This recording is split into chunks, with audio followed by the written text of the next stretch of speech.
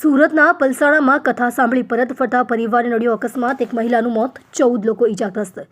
સુરતના સચિન વિસ્તારમાં આજે એક હૃદયદ્રાવક અકસ્માત સર્જાયો છે. પલસાણામાં ધાર્મિક કથા સાંભળીને ખુશી ખુશી પરત ફરી રહેલા શ્રદ્ધાળુઓને ટેમ્પો અકસ્માતનો ભોગ બનતા એક મહિલાએ જીવ ગુમાવ્યો છે, જ્યારે અનેક લોકો લોહી લુહાણ થયા છે.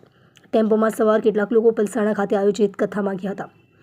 કથા પૂર્ણ કરીને જ્યારે તેઓ ટેમ્પો દ્વારા પરત ફરી રહ્યા હતા ત્યારે સચિન ચેકપોસ્ટ પાસે એક પૂરપાટ ઝડપે આવતા ટ્રકે ટેમ્પોને જોરદાર ટક્કર મારી હતી. ટેમ્પોમાં સવાર લોકો પલસાણા કથામાં ગયા હતા. ટક્કર એટલી ભયાનક હતી કે ટેમ્પો રસ્તા પર પલટી ખાઈ ગયો હતો. આ અકસ્માતમાં 27 વર્ષીય નીરુબેન રાજેશભાઈ પ્રજાપતિનું ગંભીર ઇજાઓના કારણે ઘટના સ્થળે જ મોત નીપજ્યું હતું. આ અકસ્માતમાં ટેમ્પોમાં સવાર અન્ય 14 લોકો ઇજાગ્રસ્ત થયા છે, જેમાંથી 2 વ્યક્તિઓની હાલત અત્યંત ગંભીર હોવાનું જાણવા મળી રહ્યું છે.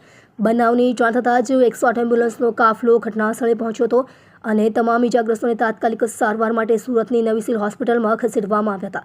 ઇજાગ્રસ્તોને સારવાર માટે હોસ્પિટલ ખસેડાયા. હોસ્પિટલ ખાતે હાલ તમામ ઇજાગ્રસ્તોની સારવાર ચાલી રહી છે. કથામાંથી પરત ફરતી વખતે સર્જાયેલી આ કાળમુખી ઘટનાને પગલે મૃતકના પરિવારજનો અને પંથકમાં ભારે શોકનું મોજું ફરી વળ્યું છે. સચિન પોલીસે આ મામલે ટ્રક ચાલક વિરુદ્ધ ગુનો નોંધી આગળની કાયદેસરની તપાસ હાથ ધરી છે. આપ જોઈ રહ્યા છો ગુજરાતની સૌથી પહેલા ખબર આપતી Surat express news channel, director Rajesh મંગલેની સાથે.